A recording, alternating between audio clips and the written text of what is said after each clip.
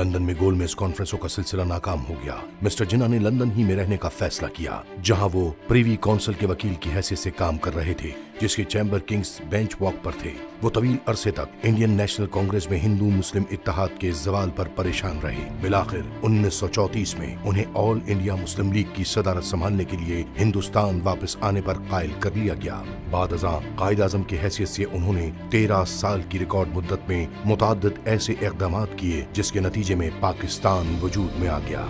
रति जिन्ना Parsi rice sir डेंशा पटीट की बेटी थी। उन्होंने खानदान की शदीद मुखालफत के बावजूद 1918 में 18 बरस की उम्र में मोहम्मद अली जिन्ना से शादी की। दोनों ने बम्बई के साउथ कोर्ट मैंशन में रिहाइश इख्तियार की। रति और मिस्टर जिन्ना का इंतहाई पुरकशिश जोड़ा था। रति बेहतरीन बनाव सिंगार करती, रेशमी लिबास में अपने मखसूस हेयर स्टाइल के साथ बालों को फूलों से आरास्ता करती या हीरे, याकूत और जमरुद से सजे हेड बैंड्स पहनती। दोनों शादी के इब्तदाई बरसों में बहुत खुशो खुर्रम रहे। ताहम 1923 के दौरान मिस्टर जिन्ना की बढ़ती हुई घंटों पर मुहित सियासी मसरूफियात और मुसलसल सफर से रति खुद को तन्हा महसूस करने लगी और कमजोर होती चली गई। 20 फरवरी 1929 को जब मिस्टर जिन्ना दिल्ली में थे कि उन्हें कॉल करके बताया गया कि रति शदीद बीमार है। एक करीबी दोस्त के मुताबिक मिस्टर जिन्ना ने कहा, क्या तुम्हें मालूम है कॉल करने वाला कौन था? वो मेरे ससुर थे। उन्होंने मेरी शादी के बाद पहली मर्तबा गुफ्तगू की है। मिस्टर जिन्ना ये नहीं जानते थे कि रति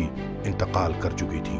22 फरवरी 1929 को बम्बई के मुसलमानों के कब्रिस्तान में उनकी तदफीन हुई। रति के एक दोस्त कांजी दवारकदास के मुताबिक तजीज़ो तकफीन का अमल निहायत धीमा और पुरसोस था।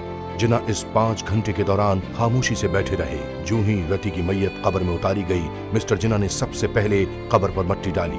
अचानक वो बच्चों की तरह फूट फूट कर रोने लगे। कई साल बाद उनके एक दोस्त MC चावला ने बताया कि उस वक्त मैंने मजबूत आसाब के मालिक जिन्ना को पहली बार किसी इंसानी कमजोरी का इजहार करते देखा।